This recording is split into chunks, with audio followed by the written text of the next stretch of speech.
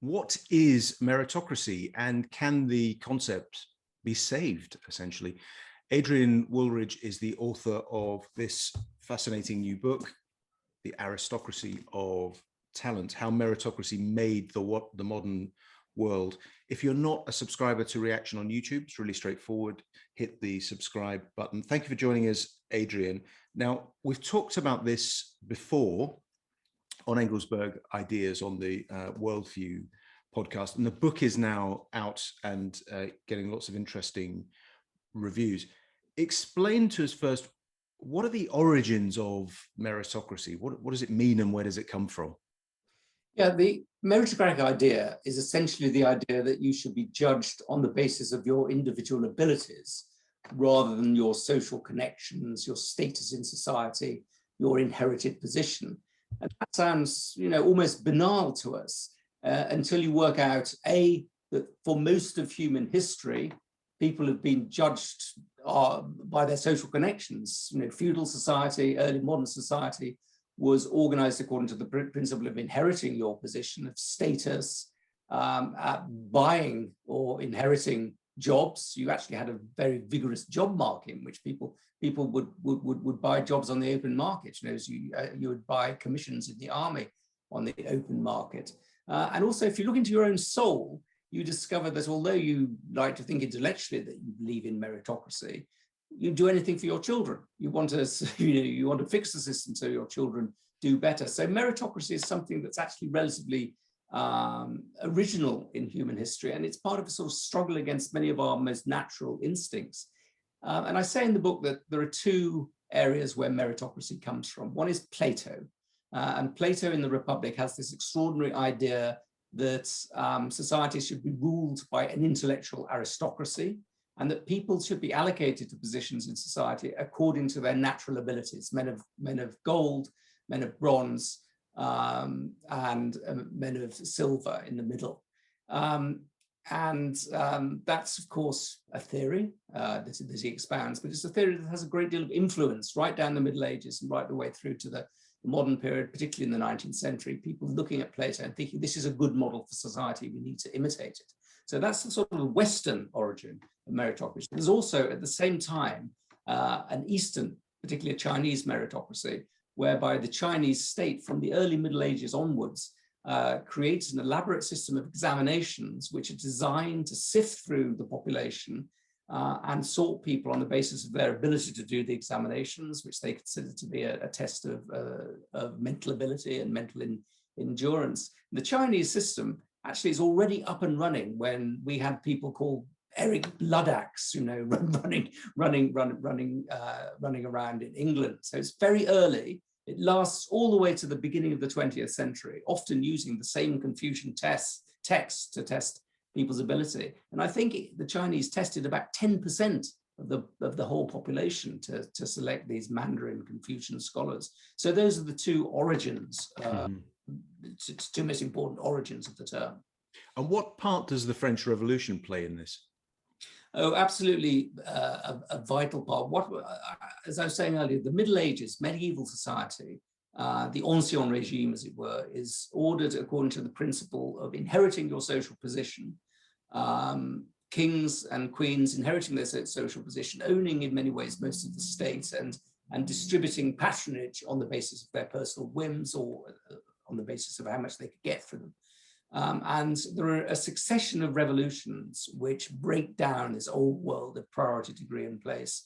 The American Revolution, the French Revolution, and what I call the English Liberal Revolution. And the bloodiest and loudest of these revolutions in many ways is the French Revolution, which abolishes feudalism, abolishes all sorts of office purchase, and says people should be judged as individuals according to their virtues and talents, and given political positions, administrative positions, according to those qualities. Now, the impact of that is extraordinary, because Napoleon takes this in all sorts of strange directions. On the one hand, he sets up a meritocratic system, the idea that officers, that privates can rise to officer ranks, that they find the marshal's baton in their field sack and things like that.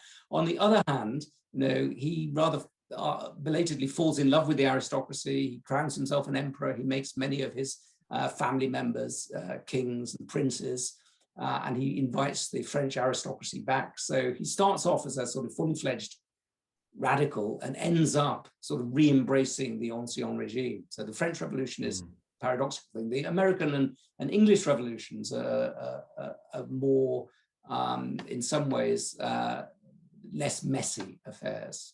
Yeah, they're mild. They're milder. I suppose the English version of that revolution is a big part of the story of the 19th and early 20th century, isn't it? This idea of merit rather than purchase of office, and that flows through British politics. It becomes almost a dominant cross-party political idea, doesn't it, in the 20th century, and in the 1960s, in Britain in particular, it's seen as the dominant idea, meritocracy. Absolutely. A term actually which is invented, or a term which is used initially almost despairingly, isn't it? It's a critique. Tell us a bit about how that develops. The naming of the meritocracy. Yeah, well, what happens in the middle of the 19th century is you have a cross-party consensus that what you need to do is open jobs to talent, as represented and tested by public examinations. And the most important advocate of this position, I think, is Gladstone. Basically saying you need a free market in talent, just as you need a free market in goods. It's a sort of liberal idea, but an idea that then permeates the whole of society. And it's also, and you mentioned Gladstone there. It's in keeping with the way that his mind works, isn't it? Absolutely. He's reordering the tax system to make it fairer and more efficient, and he views people in the same way.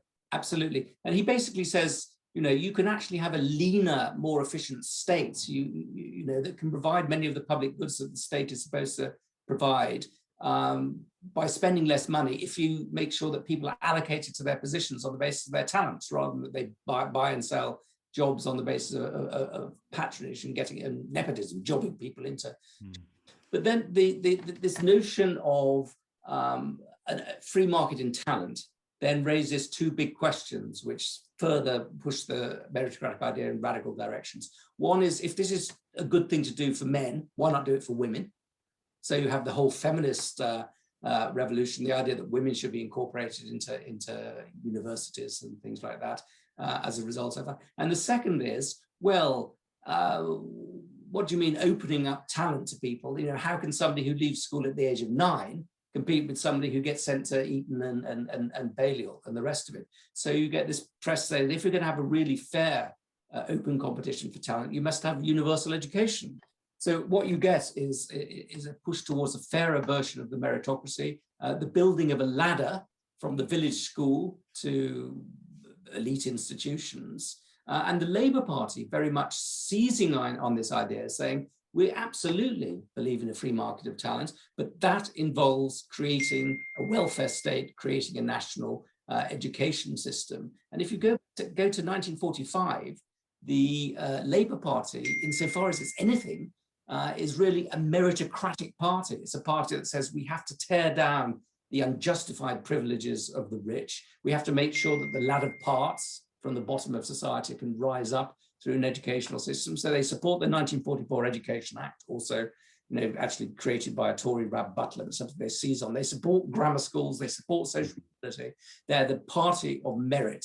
And under Harold Wilson, you have the idea of the white heat of technocracy with the meritocratic Mr. Wilson against this awful aristocratic conservative party. Then you get this strange thing happening on the left, that a number of people on the left begin to say, well, isn't meritocracy just a new name for competition? Isn't it just a new way of creating inequality? Isn't it betraying the fundamental Labour Party commitment to equality of outcome rather than equality of opportunity? And the person who really nails this is Michael Young, who writes a book in 1958 called The Rise of the Meritocracy, which is a furious attack on merit and meritocracy, saying it's all about competition, it's all about creating a terrible gilded elite of of people, at least under the old system of aristocracy. The aristocrats knew that they didn't really deserve their position, so they tended to be nice to people who were below them.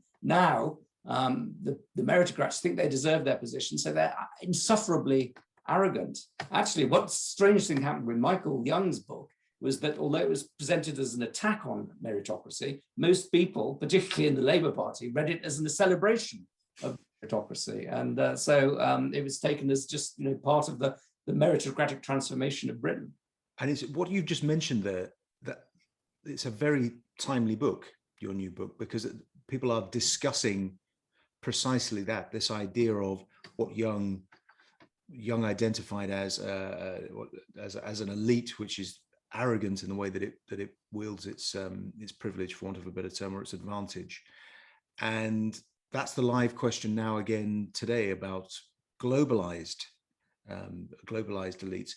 The concept of meritocracy, which is very popular when it's tested in opinion polls, you put it to voters, and in a sense, who's going to disagree with the idea that merit should triumph and that people passing exams should be rewarded for it, of course.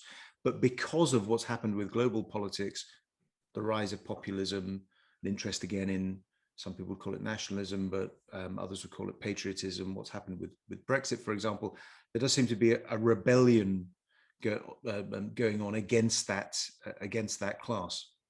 Well, Michael Young says in The Rise of the Meritocracy that the meritocracy will triumph and then eventually it will be destroyed because it's insufferable and there'll be a revolt against it. He puts the revolt as happening in about the 2030s. In many ways, you could say the revolt is happening now, because you've got a revolt from the right, who says you've got this terrible, smug, cognitive elite who are not only self-satisfied, but incompetent. They brought us the Iraq War, the financial crisis, and the rest of it.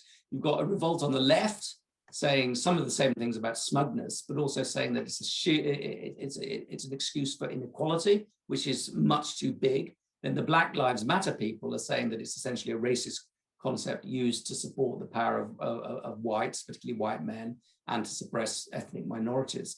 And then you've got some very serious academics, such as Daniel Markovits and Michael Sandel at Harvard, Markovits at Yale, Sandel at Harvard, arguing that it's really a bit of a sham and that it's cruel both to the meritocrats and to the people who lose out in the system. So the big revolt against it, and I think extremely worrying revolt against it. Not that there aren't things to complain about, but I think what I would complain about is the way that meritocracy has been corrupted by money. It's become a defense of the status quo, a defense of the establishment.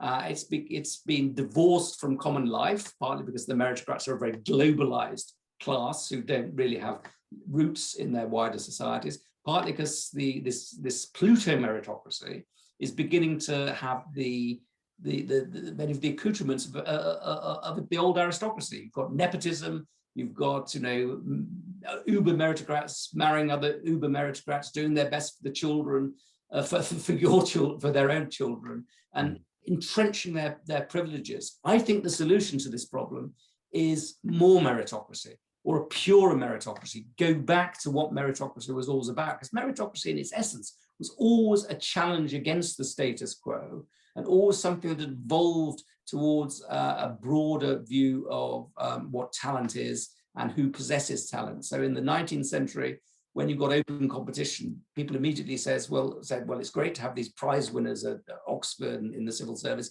What about the poorer people? What about the women? And you broaden the concept.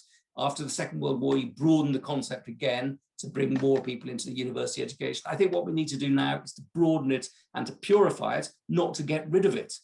Because imagine a world that doesn't have meritocracy. What you will have is pilots who aren't trained in flying planes, people designing vaccines who aren't very good at designing vaccines. We need to allocate people to have journalists as prime ministers. Well, I don't know about journalists. That's a slightly different business. But you need to put round pegs in round holes, particularly in that highly sophisticated society. And also, what we're seeing at the moment is, I started off by saying in China, China was the first country really to create a big meritocratic system. It abandoned that in the early 20th century because it had become trapped in the past. It was all about selecting Confucian scholars. Under Mao Zedong, it became more and more egalitarian. So it teared down all hierarchy, teared down experts. It didn't believe in examinations or any of those things. It became an egalitarian nightmare. What the Chinese are now doing is going back to their meritocratic roots, but this time they're not trying to select Confucian scholars who could write beautiful poems. They're trying to select scientists, engineers, people who can build the future. They have a massive examination machine, which is trying to select people who can reach the very frontiers of science. And I think just as meritocracy has been incredibly successful when it was linked to democracy in preserving liberal civilization, if it's then abandoned by democracy and then taken up by autocracy and used to provide the autocracy with the scientists and brains of the future, then we've got a very, very dismal future ahead of us in which China completely dominates the world.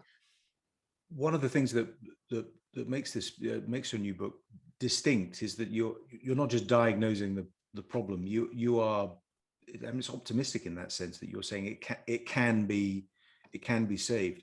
What are the political implications? Let's just talk just for a second about the UK in particular, because it seemed to me throughout the last 6 or 7 years that one of the major problems that elites had on questions like Brexit was an assumption, a tone of voice, a way of talking to people perceived to be lesser educated or non-university educated, which is unappealing. Absolutely. What does that mean for politics? You know, how does a centrist meritocrat persuade someone in the red wall that they don't think that they're stupid and that they actually think that they're valued and that they want their vote? Absolutely. I mean, I think that was one of the problems that was really eating away at me as I wrote this book, that I believe in meritocracy, but I also realized that many of the arguments that populists of both the left and the right make against meritocracy are right. And this cognitive elite is extremely unpleasant. And it's partly because, it doesn't, partly because a lot of it consists of people who, in the American phrase, were born at third base and think they've hit a triple. It's corrupted by money and social advantage. But it's partly that there's a lack of empathy with people who have different experiences from themselves. It's a bubble of people who only know each other and only talk to each other.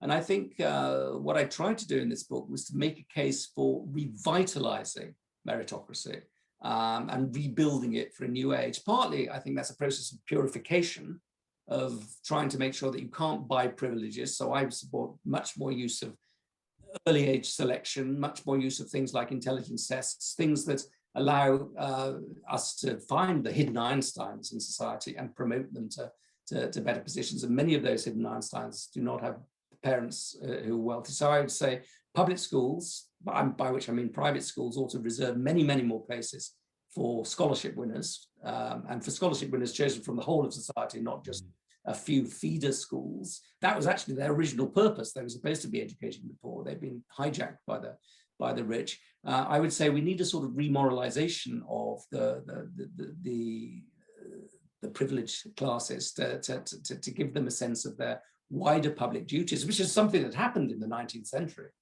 In the mid-19th century, one of the things that Gladstone did was to, say it's not enough to just treat the state or private industry as something that makes you rich. It's, you need to treat it as a set of responsibilities to a broader society. So this notion of duty is much more important. That should be much more important than we consider it to be. But finally, I think we need to realize there are lots and lots of different sorts of talents. We have a society that values one particular very narrowly conceived source of academic merit. I think that's important. A lot of big productivity growths are produced these days by cognitive ability, but there are also other sorts of ability, many other sorts of ability, which need to be rightly rewarded and cultivated.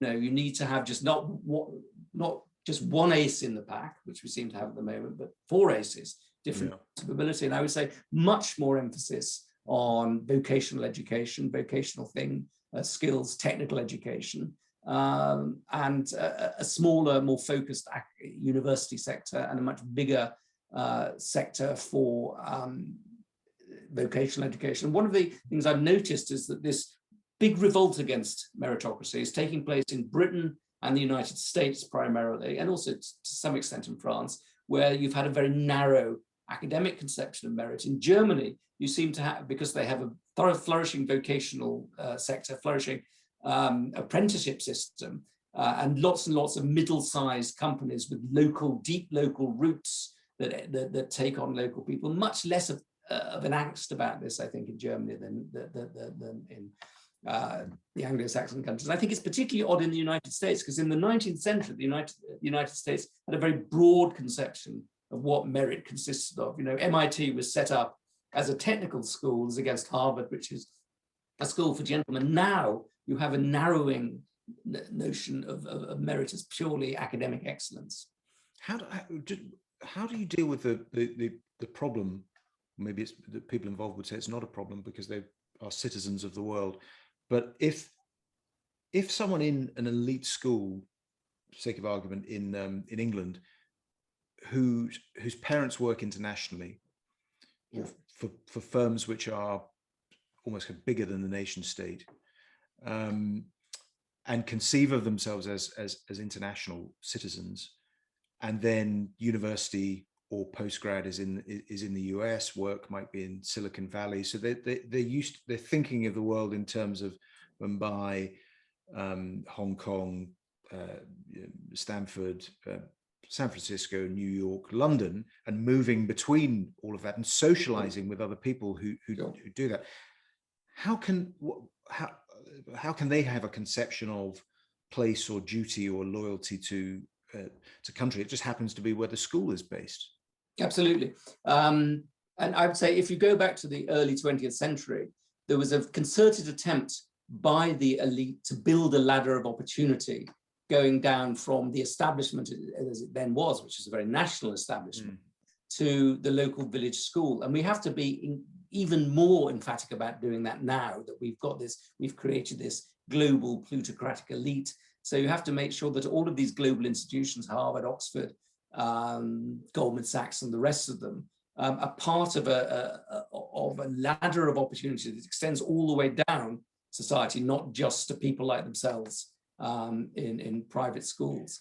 And I think another thing I would do, I've rather agonized about this, but I've become persuaded of the case, which is I think that we now need to reintroduce a form of national service, not necessarily military national service, but national voluntary, not national service, national voluntary, not voluntary national service, slightly contradictory in terms, but national service that involves a wider range of things other than just military obligations. Because I think now people from different backgrounds do not, and particularly different educational backgrounds, do not meet each other, do not mix with each other. And society is much poorer than that, because you need to have empathy with people from different backgrounds and empathy based on experience with them. And so I think something that brings people together across classes, and I'm afraid I can't see how that's going to be done without a compulsory element to it. So a sort of compulsory Duke of Edinburgh scheme. Yeah, it could have an environmental component. You can imagine it, the sort of charitable component as well. That's the kind of idea I can see the current UK government considering that, can't you? I'm not saying they are, but it's the sort of thing which would appeal. Oh, absolutely. I think there's an enormous sort of worry in the political classes, and very much in the conservative wing of the political classes, about social disintegration, which was provoked by Brexit. We saw the country really seriously divided, and there's a sort of sense that we need to bring it back together. And the more we think about bringing it back together across these ideological Brexit divides, we're thinking about deeper divides. So I think there might well be a market for that. There's a sort of a yearning for community and a recognition that if you have a society divided into bubbles of people who just have nothing to do with each other, that social disintegration beckons. How do you support a welfare state which involves the notion of reciprocal obligations without some sort of sense of a common identity? So in all sorts of ways, I mean, I had great qualms about Brexit, but I think if one of the things it brings about is an enthusiasm for addressing the fact that we're increasingly living in silos separate from each other, I think that will be a good thing. And I think one of the problems with meritocracy, I think we have a perverted form of meritocracy, a Pluto meritocracy, but nevertheless, even a perfect meritocracy does tend to divide people by cognitive abilities and interests. And we need consciously to push against that by, I think, yeah, as I say, you know, whether it's got an environmental component or a social work component, whatever else it is, bringing the country together in something which is character forming. And if you think now, people live much longer than they used to. You know, the fact that somebody aged 19 or 20 is going to spend a year working in some form of activity on behalf of the state is not a massive sacrifice given the length of their lifespans. That's true. I mean, the other dimension, of course, is technology, isn't it? Where people are, it's not just socially they're being pushed into silos, but they're very often absolutely within those silos. They're socializing and functioning almost entirely online. Absolutely. Fascinating idea. Well, I think just round things up there by saying The Aristocracy of Talent, How Meritocracy Made the Modern World by Adrian Wooldrige. Thank you very much for joining us, Adrian. Really recommend the book. Absolutely fascinating read. If you're not a subscriber to Reaction on YouTube, hit the subscribe button and visit us on the site where you get all of the team's brilliant journalism, my weekly newsletter, and become a Reaction subscriber. Thank you for joining us.